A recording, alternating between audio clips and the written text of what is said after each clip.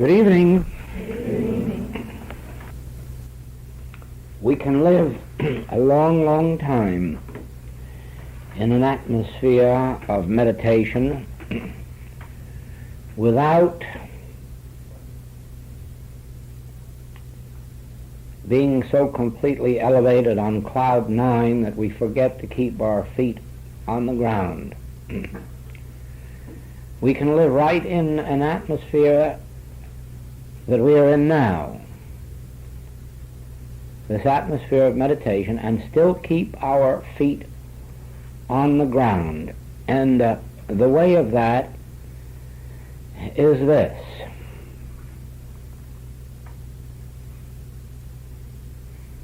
Why should we keep our feet on the ground? Because the Word must become flesh. Living in a dream world, separate and apart from the everyday world, would be no proof of God's government in our daily experience. If we had to leave our daily experience for God's universe, that is, some universe separate and apart from this, there would be no practical value to a spiritual teaching. But the point is that it is necessary for us to live in an atmosphere of meditation and yet find it practical in our daily affairs.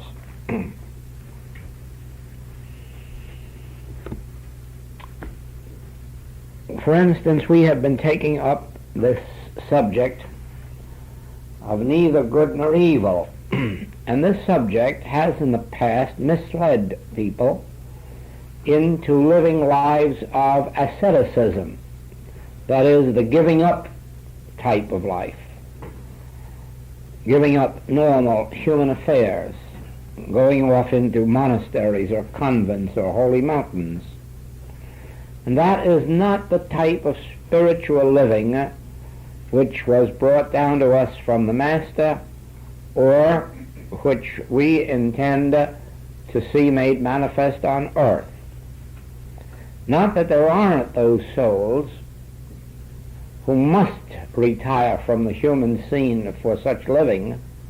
That always will be, for there are those whose entire work lies on the inner plane rather than on the outer.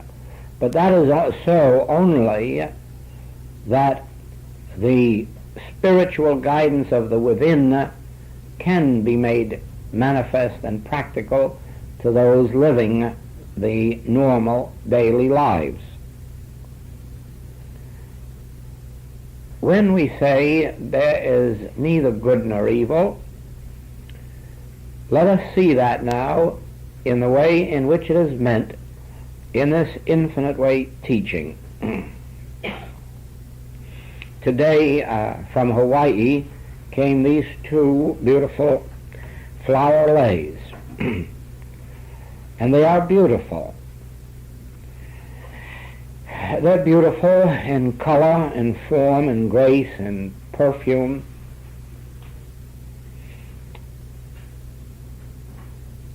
They're beautiful in their symbology of God's beauty translated into human terms. And yet we say they are neither good nor evil. And you say, I can see that they are not evil, but in what sense are they not good? In the sense that the good is not embodied in them and never can be.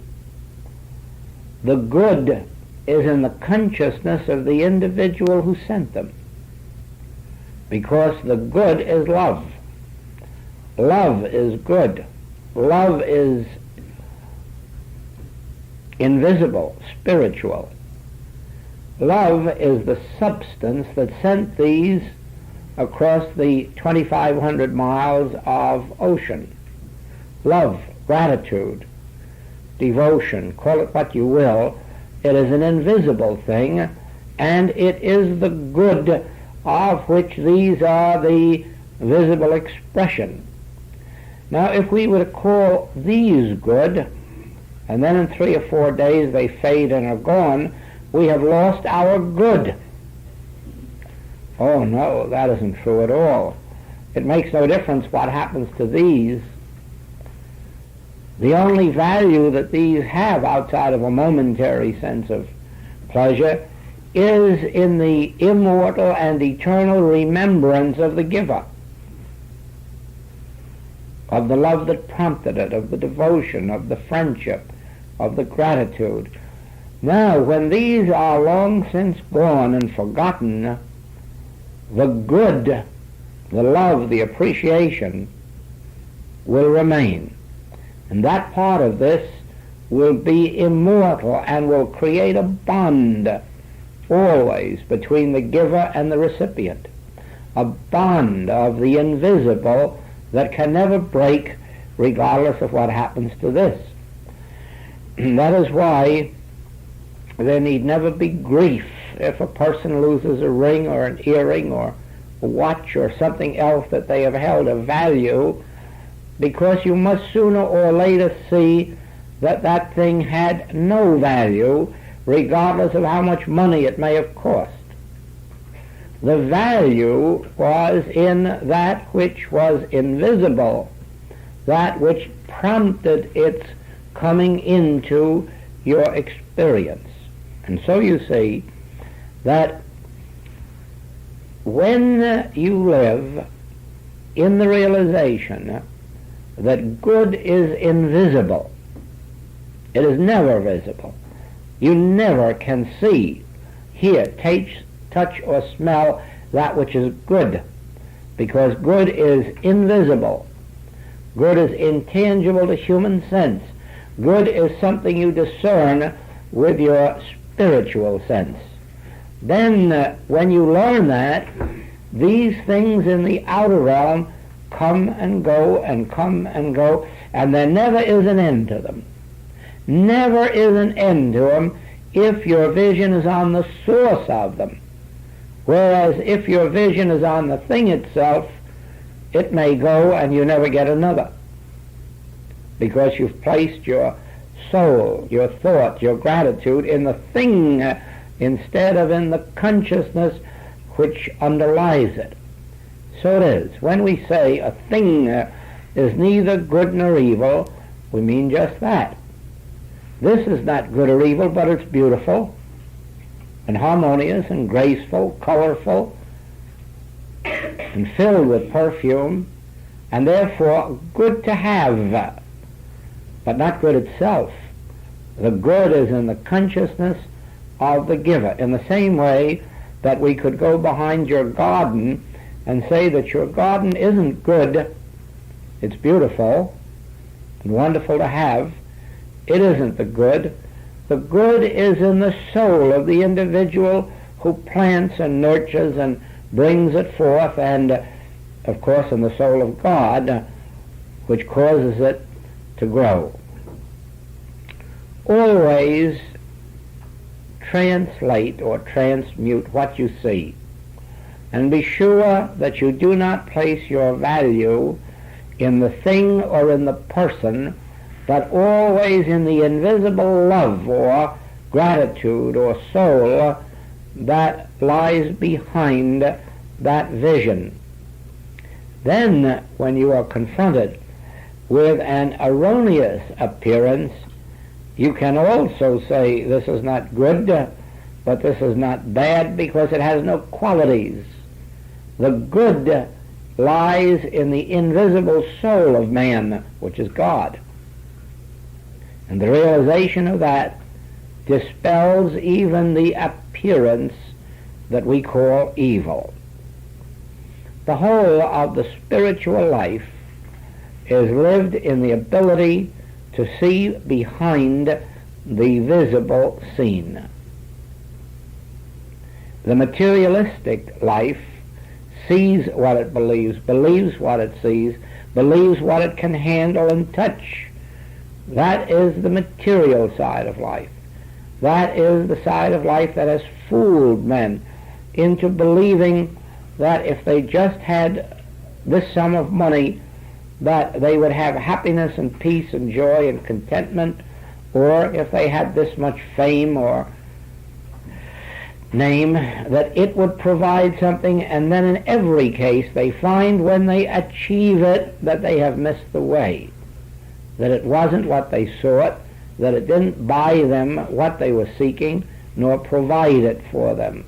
And then comes the experience of searching for the real things of life. The real things of life are the invisible things. When we meet each other this way, it is always wisdom to know that the soul of you and the soul of man, the soul of me, these meet in a spiritual relationship of harmony and peace and grace. And then you find that these relationships not only are permanent, but they are mutually beneficial. Whereas if we look to each other humanly, we will ultimately be disappointed. It is only in the realization that God is the soul of man, and that the soul of man is the source of his good, that we find freedom from bondage to the material way of life, the material things of life, and the material mode of life. This question has to do, and incidentally, if you have any questions, please write them out and place them on this table. This has to do with a book, The Mysteries of Genesis, by Mr. Fillmore, and it is a book with which I am not at all familiar, but I did read the pages indicated, and I will say this to you: no, that is not the story of Genesis as it is meant in this work. I would like you to see clearly this point of Genesis, of which I'm talking, because I know nothing about etheric worlds or etheric bodies or anything other than what we're dealing with every day. And so when I speak of the first and second chapter of Genesis, I'm not speaking of two different worlds or two different bodies or two different universes, but two different concepts of the same universe. In other words, since God is the only creator, there can only be one creation. Man never created anything any more than we created cities here last night. We did not create cities in our meditation. We closed our eyes and built a city within us, but it wasn't a city. It was a mental image. So you can't say today that we're architects and builders and constructors of cities, because we're no such thing. All we did was make a mental image. And so it is that we, in the second chapter of Genesis, have built a mental image of body, and we're looking at it and thinking this is it. Whereas we cannot even see this body. This body is not visible to you or to me. The only thing we are witnessing is our concept of this body. But it isn't this body. You will see this body when you have been able, in some measure,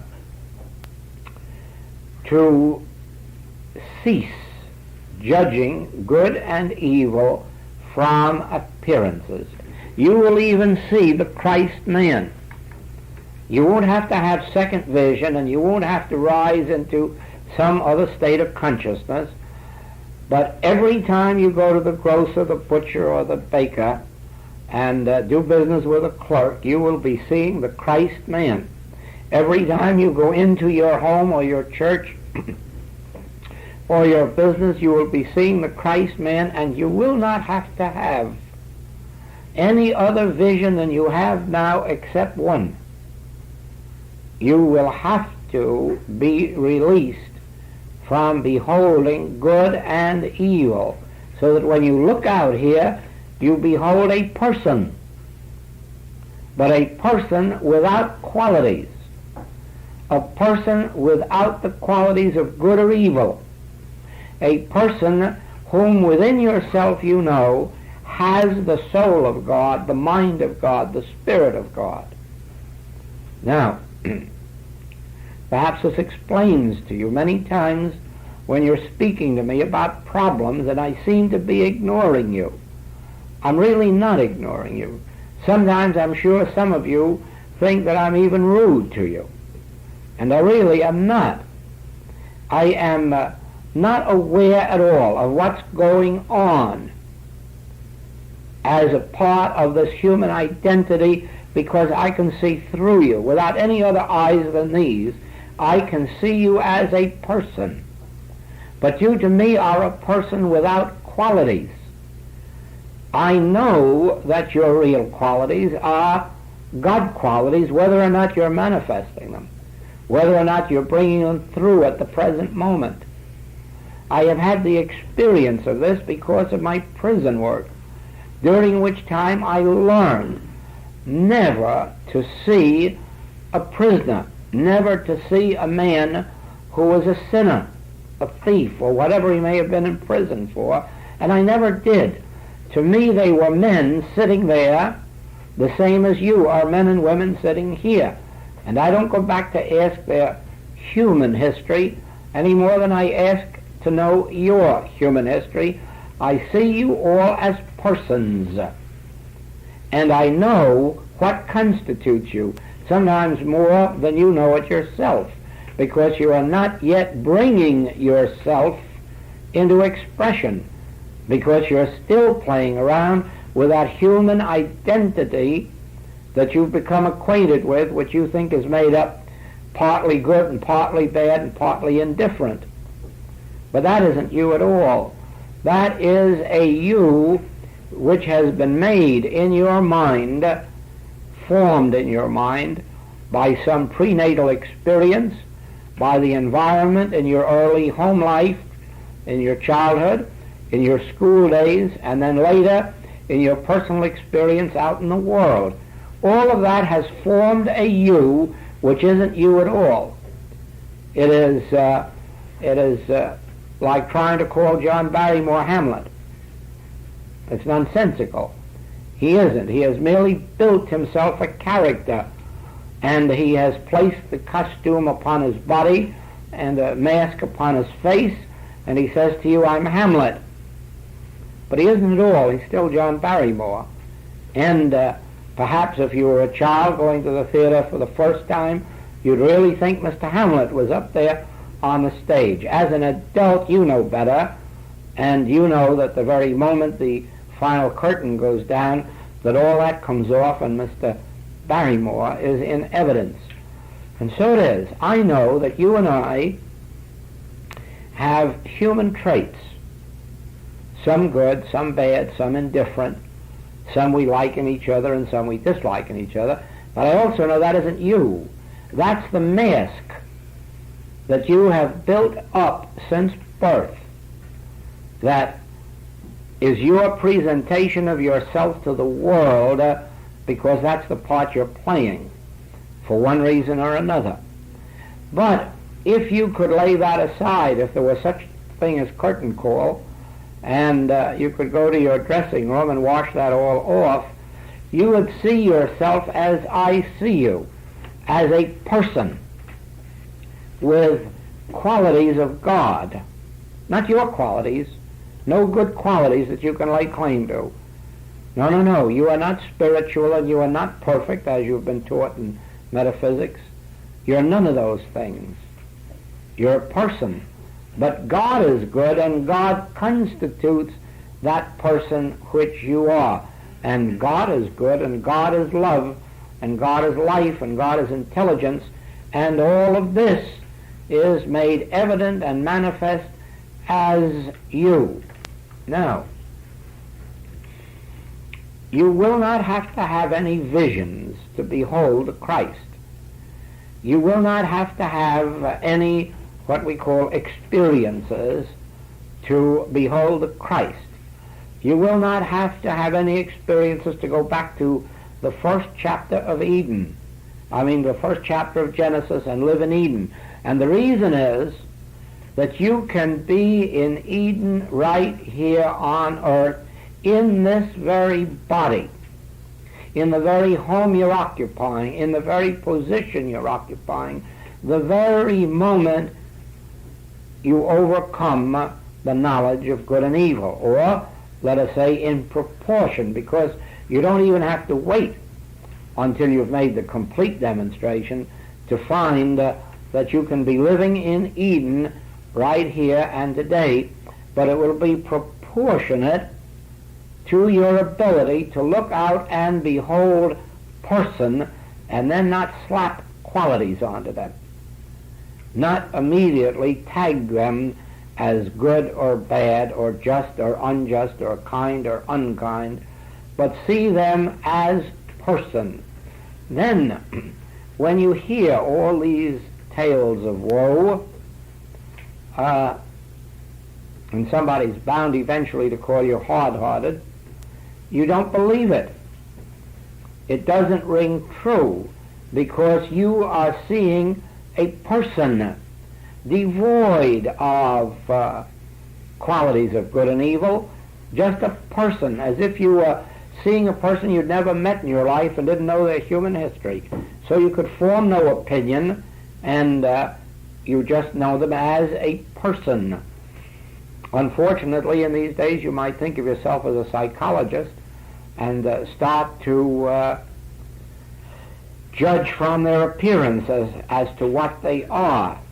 And of course, some of you may remember that experiment in one of the magazines, national magazines, a few years ago, when they had on one page the photographs of about 20 very prominent men, and on the other page the photographs of 20 criminals, and or had them mixed up, and you were supposed to pick which were the famous ones and which were the criminals.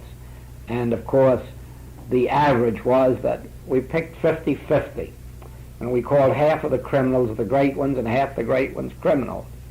That's the way it came out. Nobody can judge by appearances what anyone else may be, for the thing is that it just doesn't work out that way. And if you are in the spiritual life, it is even more important that you stop trying to look at a person's face and judge what kind of a person they are, for this reason, that what you see is reflected back to you in your experience. The bread that you cast on the waters comes back to you. And if you are seeing evil in somebody's face, or if you are seeing corruption, that is what eventually will come back into your experience. That is why the suspicious person is more subject to robbery and deception than the open one. The open one, who trusts everybody, may have advantage taken of them once in a while, but no comparison to what happens to the suspicious person who's always on their guard.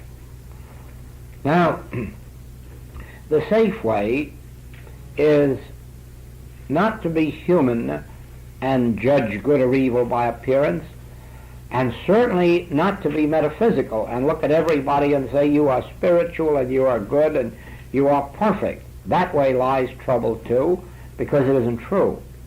You aren't any of those things. You're just usurping a prerogative or quality which belongs to God. Why callest thou me good? There is none good save the Father in heaven.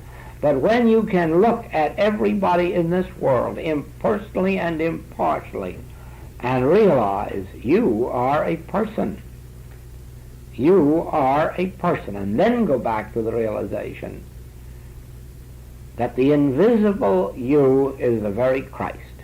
God constitutes your being. Then you'll find whether or not the person themselves is living up to that estimate of themselves. You, at least, are benefiting by your spiritual perception. Be careful. Do not give qualities of good to anyone. I have heard some of the old types of metaphysical practice wherein people went around saying you are spiritual and you are perfect and so forth and so on. And it would be very sad if that's what spirituality looks like and acts like.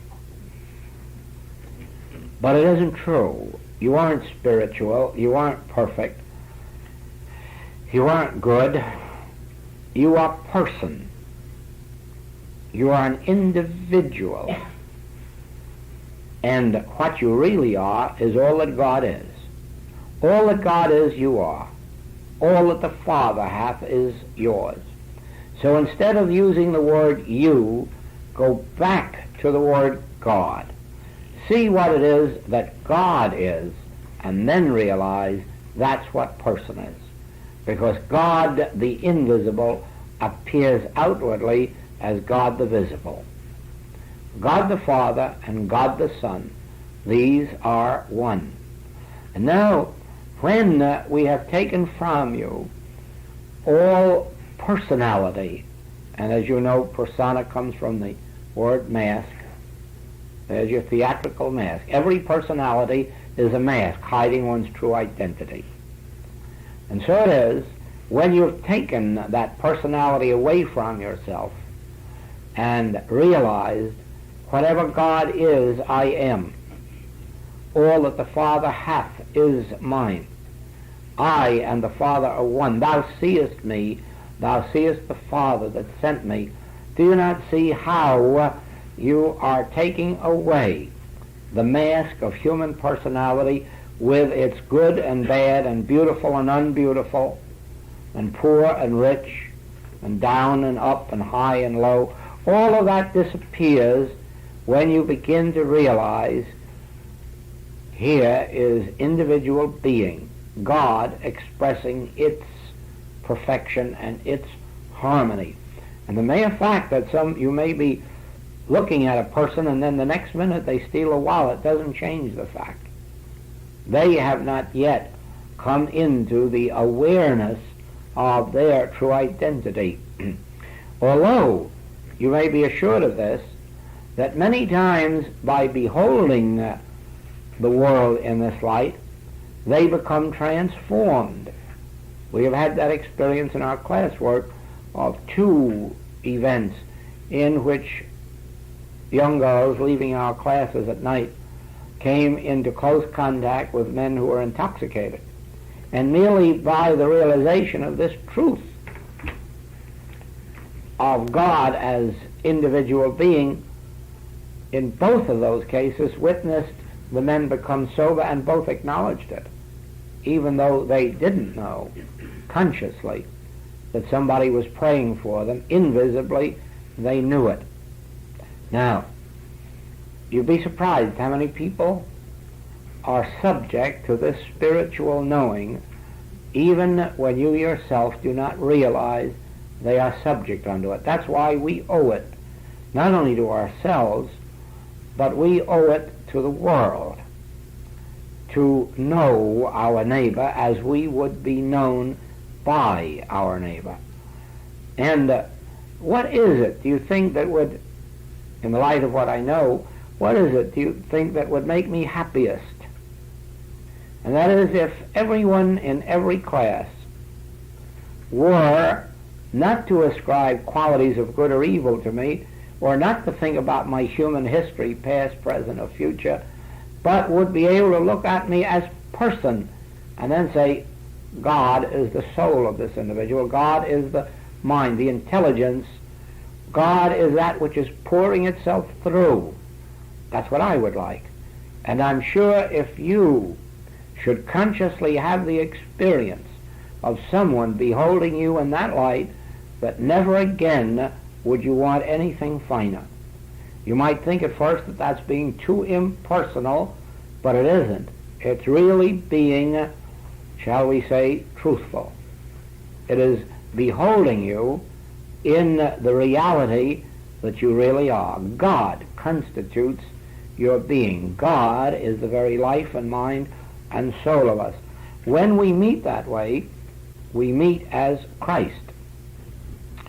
When Peter was enabled to say, "Thou art the Christ, the Son of the living God," it was because he was able to look through the human appearance and see what it was that animated Jesus, that made him a Savior, that made him a world leader, that made him whatever it is he was then and has since become. He discerned that not by any outer signs, because the outer signs indicated that he was a carpenter and the son of a carpenter and the son of our neighbor Mary and a rabbi in the Hebrew church. That's what the outer signs testified to. And if you would judge him outwardly, that's about the best you could say. Well, he's our neighbor Mary's son and a good carpenter, probably a good man, and he's going to make a good rabbi. That's what the outer senses would testify to. But if you had the spiritual discernment, you would have been able to see through that appearance and know that Christ was really functioning his life. Yes, but let me tell you this, that if we stopped at beholding Jesus that way, we would lose our demonstration. Because it isn't only Jesus who has functioned by and as the Christ, it is you and me. There isn't a person on the face of the globe of whom it cannot be said, God the Father, God the Son, God the Holy Ghost. There is not a person on the earth who, in their spiritual identity, is not the child of God. But now watch this. Paul says, you are the man of flesh who cannot please God and who is not governed by God and cannot receive God's government. And that's why it's all wrong metaphysically to go around saying you are spiritual, you are perfect, you are this, that. Because in the human scene that isn't true. The human, when he's in the human world, living a human life, is a man of flesh who is not under God's government and cannot please God, and that's why he's in all this mess that the world is in.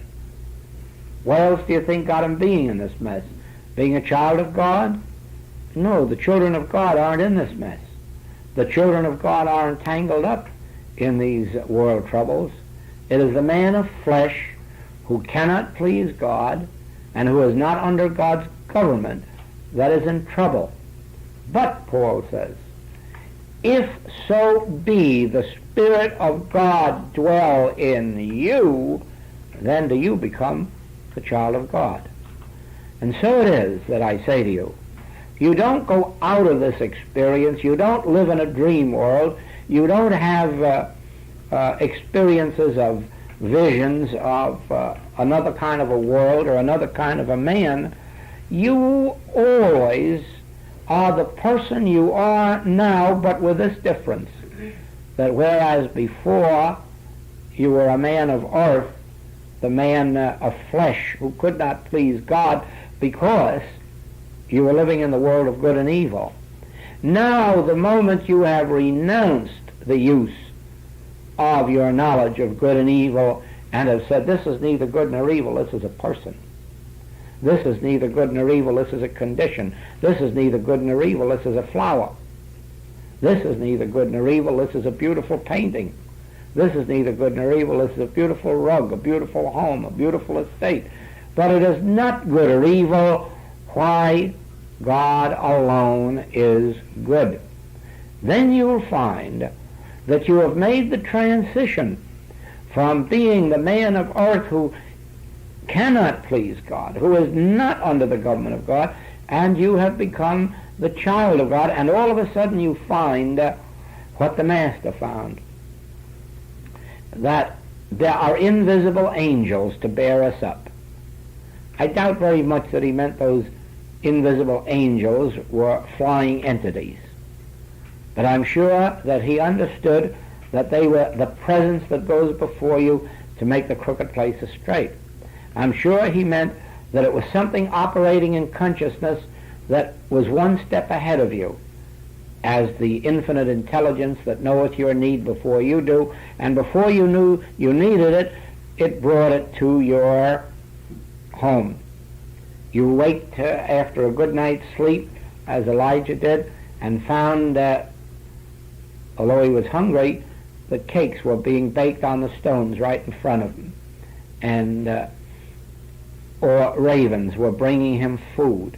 In other words, this invisible selfhood, this divine presence, which is the reality, really, of your being, that is always a step ahead of you, providing for you, since you need not take thought for your life, what you shall eat or what you shall drink, or wherewithal you shall be clothed, for it is your Father's good pleasure to give you the kingdom. And the Master used the symbolic terms of, I could call on a host of angels.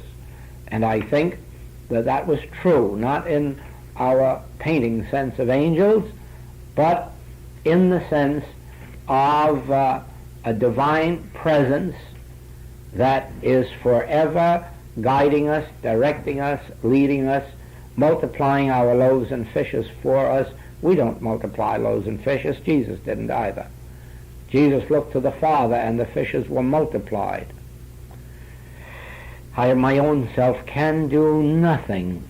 So you will find that whereas, and that's why in the history of all these people, whether it was back in the days of Lao Tse, whom they say his mother carried in the womb for 70 years so that he was an old man when he was born, or in the case of Buddha, whose mother was spiritually endowed with her son and brought him forth as an immaculate conception, or Jesus, whose mother was spiritually endowed and brought him forth as an immaculate conception, or whether it is John, of whom we know nothing, or whether it is somebody else who has a human history.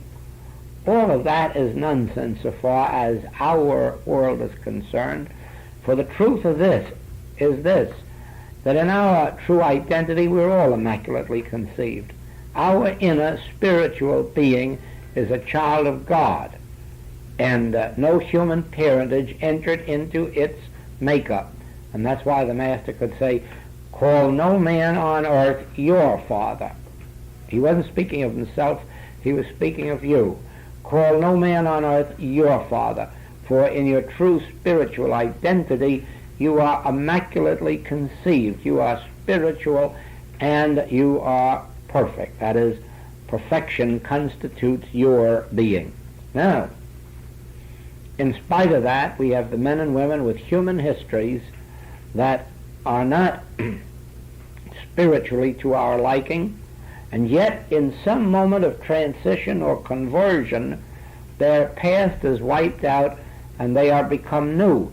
But if you were to look at them, they have the same eyes and the same ears and the same nose and the same mouth, the same arms, the same legs, the same body, and you just cannot see that anything has happened to them, because it happened where? It happened as a transformation of consciousness.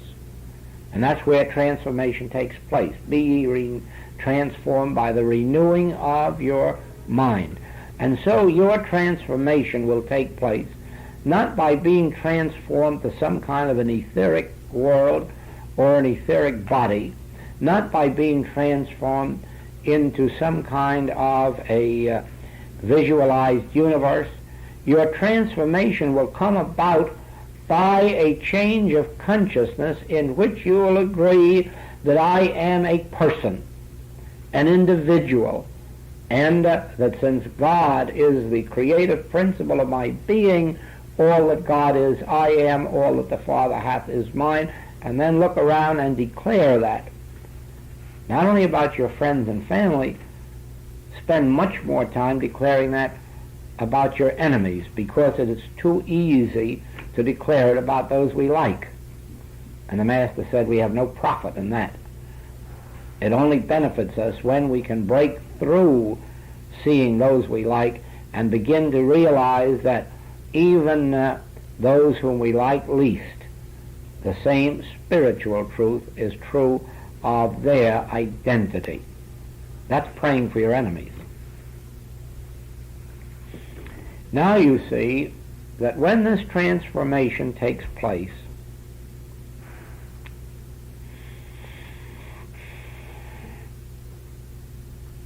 you will still enjoy your food, and you'll still enjoy your home, and you'll still enjoy all of your human companionships, but the transformation will be such that you may not enjoy the same people, the same companionships. You may not enjoy the same friends. You may not even enjoy some of your own relatives. And that sometimes works a hardship at first. But in the end, everyone on this path has to meet it, because you can only tabernacle with those of your own household, those of your own state of consciousness. And once your interest is in spiritual things, you'll find it very hard to get along with those who are eternally complaining about their body or their pocketbook or their bosses or their neighbors. And you will not be able to live in that kind of an atmosphere. As a matter of fact, even as it is today, you will find that you blossom when you're in an atmosphere like this, where nobody in this room is looking at you and judging whether you're good looking or not, or whether you're rich or poor, or up or down, or high or low, where everyone in this room has come in to here and created an atmosphere of love by virtue of the fact that they're all here for the same purpose, and that is spiritual revelation, spiritual unfoldment. And so you're in an atmosphere now of not being judged by anybody in this room, and therefore you're set free in your own identity. In other words, you can be yourself. You don't have to keep a mask on in here and try to be somebody else or something else, because you know that each one of us here is here for the same purpose, that of receiving spiritual light. And we don't care what each other looks like, or what their home life is, or what their private life is. We are here for one purpose, to share in an unfolding spiritual good. Can you not feel the difference in this room, that you're not being judged, you're not being liked, and you're not being disliked, you're not being drawn on or pulled on, you're not being manipulated mentally, you're being left alone to sit in your chair and enjoy your inner unfoldment with God.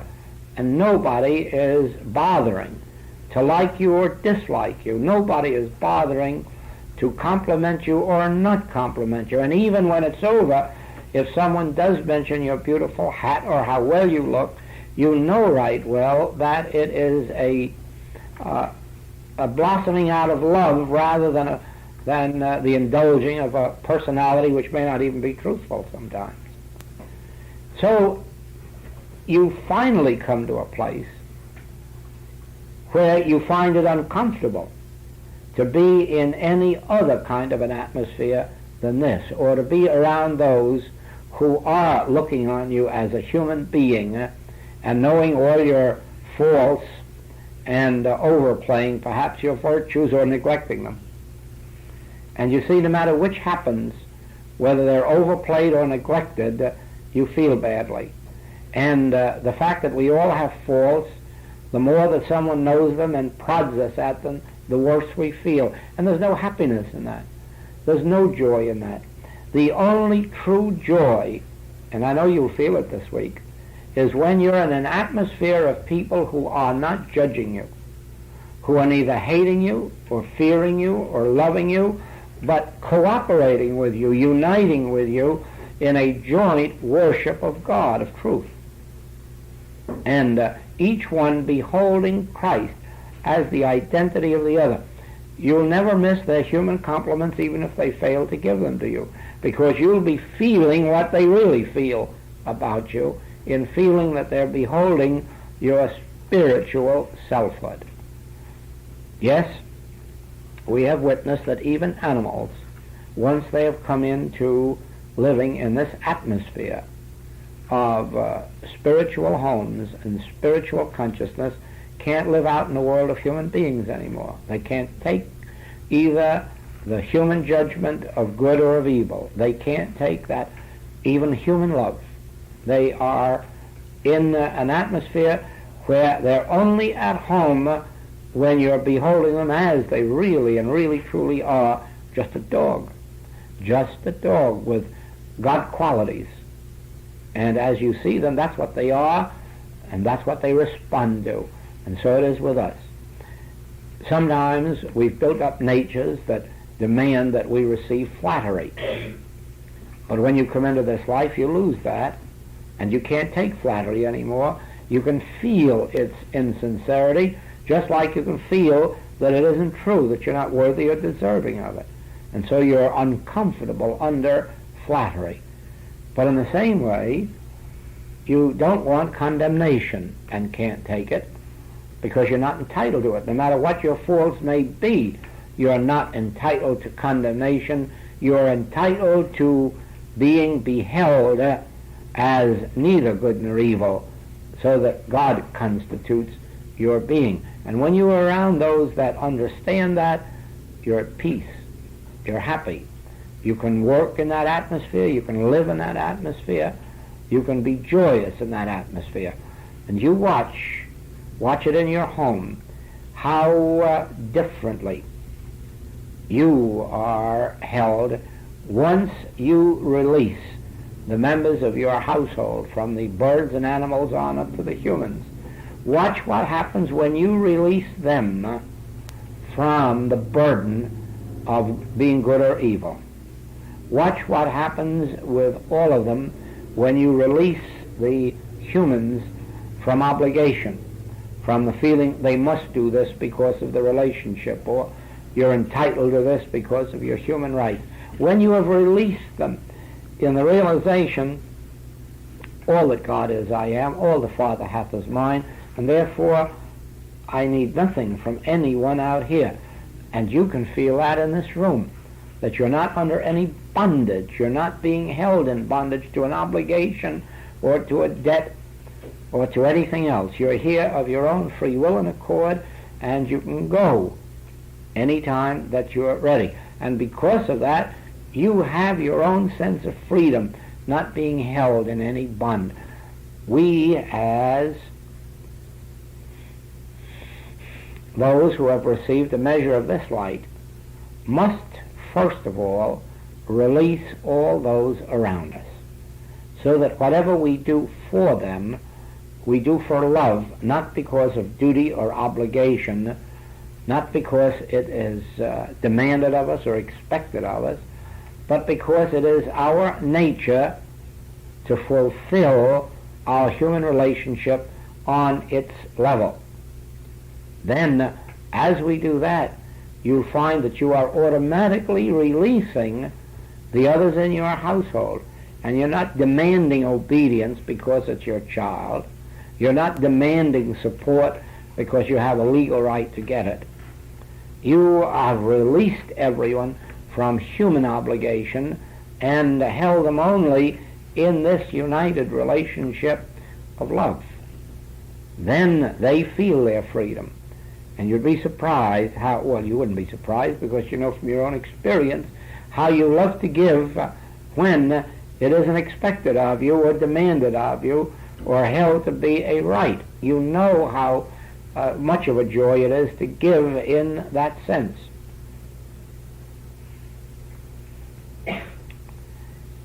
This thing of being transformed from the man of earth to the man of Christ is not a matter of another universe. This is God's universe. Right here is the Garden of Eden, if so be you yourself can withdraw your praises and condemnations, your judgments of good or evil. You will find that you're living in about as much of a heaven as you will ever want. And I doubt that you'll feel that there ever could be a better place than this very world.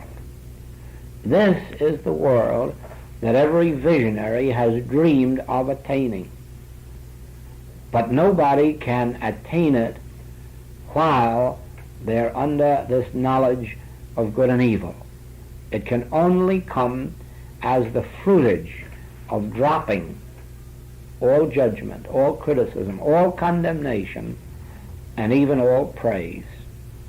Therefore, we may say, this is beautiful, but the good is the invisible love and gratitude that sent it forth flying across those miles of ocean. And so it is with everything else. One time when we were right here in this very room, it took place, we had the lesson with the small figure. I know many of you are here who were here during that lesson. We had the little Burmese Buddha, a little ivory carved Burmese Buddha. And we looked at it to try to find out what was good about it. And each one in the class handled it and looked at it to see what they could find of good about it. But one lady alone saw what was good about it. And she said the love of the artist that went into it. And you see, that was the truth. Behind that figure was nothing but a cold piece of ivory. But behind that figure was a love and a devotion that sent a man into the ivory market to select a perfect piece of ivory. And you can imagine how many pieces he must have looked at and handled and examined before he found one probably that big that was flawless. And then the amount of love and devotion that he must have put into the sharpening of his tools so that they would bring out a perfect piece of work.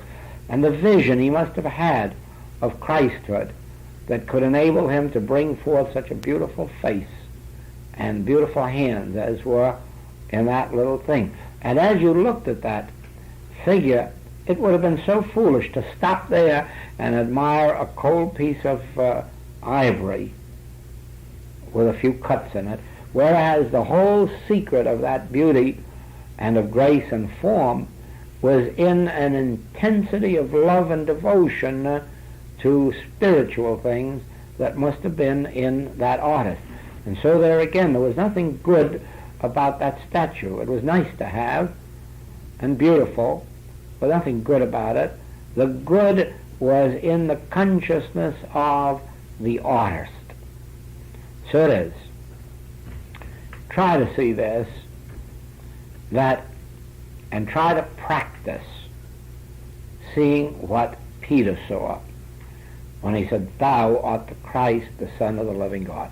Try to forget the human personality, the human body, the human pocketbook, the human woes and the human virtues, and look behind it and see if you can't realize why this is a person.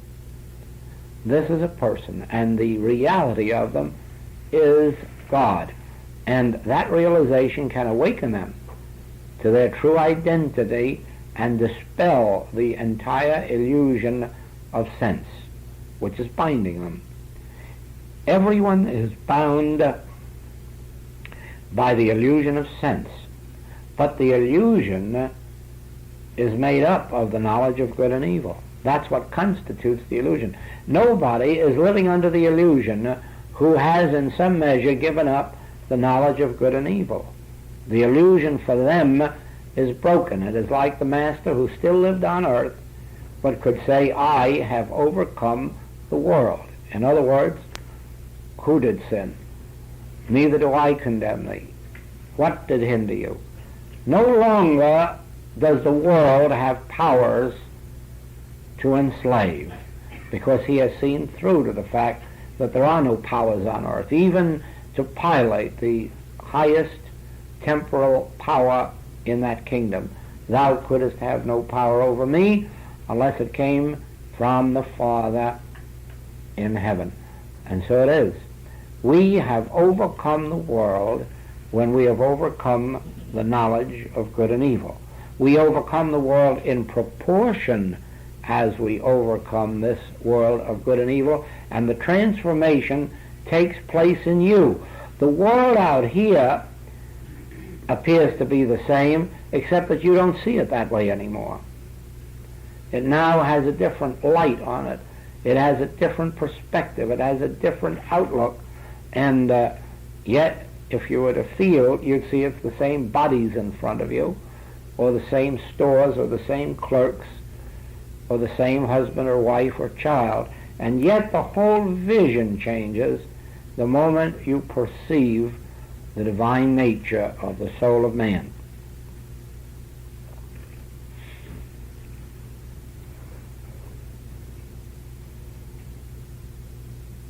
Let us turn for a minute in meditation again. Now, just as, let's use this very experience as an illustration. I had come to the end of whatever it was that was coming through. Now, I could have done one of two things. Just flounder around in my thought looking for an idea to continue with, or stop short and turn within for inspiration and find it. Now, that is the way we go through our lives outside of this room. We can do always one of two things.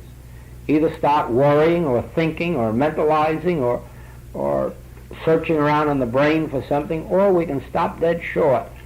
Say, wait a minute, before the next step, let's see what the next step is. And turn within. Get quiet within. Am I going to find any good or bad in this world? No. Can I make up any good or bad with my mind? No. Is there anything out in this world for me to get? Heavens, no. All right. So now from the within must come that which is to be my fruitage in the without. And so, the very moment that I close my eyes that way and go within, I give an opportunity for this which is greater than I, the Father within, the transcendental self, the real self, the Christ self. I give that a chance now to give me the next message, or the next dollar, or the next automobile, whatever it may be, that must come forth. Now, you can flounce around in your mind and worry and stew and fret and try to think.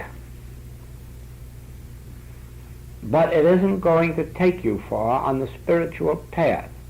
As soon as you've come to the end of whatever you're doing and you want to know what the next step is, don't think. Stop everything. Turn within, because whatever it is you're seeking is going to be found within you, and give it a chance to come through into expression. You see, the substance of everything in the visible universe is in the invisible. Like this man with the painting, with the carving, the ivory carving. He had nothing but a piece of ivory. But in the invisible is this image of spiritual devotion which he calls Buddha. And also within is the gift of carving. And so it must have been that man's art of meditation, his ability to meditate, get quiet within, and let the skill of the within flow through his hands and arms, mind, brain. He must have been able to turn within for inspiration to get just the right smile on there, the right touch. So it is with us. Everything that you hope to achieve in this world has to first be achieved by letting it flow out from the invisible world. The only people who can write books or compose music in the outer world are plagiarists. They can take ideas that already exist and twist them upside down and get something else out of them. But an original writer, a creative writer, or a creative composer turns within, and all of a sudden the melody starts to flow, or the ideas begin to flow from deep down in that within. It isn't always easy. That's why those of creative instinct are apt to be kind of cranky or temperamental. because it isn't easy to break through the layers of the mind. In the mind, you could take music and you could take books and you could twist them all upside down and write some more books and some more music. But to get through that layer to the original creative instinct, that's what's difficult.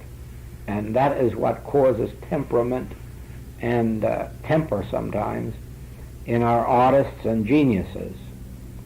So let's not try to be geniuses, but let at least learn to go within there and let this inner inspiration flow out. And when you're stuck at some stage of your development and don't know what the next step is, don't try to think. Don't try to reason. Don't try to flounder. Go within and get as quiet as you can. There's no good or evil in this outer world, and then let your good come forth. Thank you. Thank you. Thank you.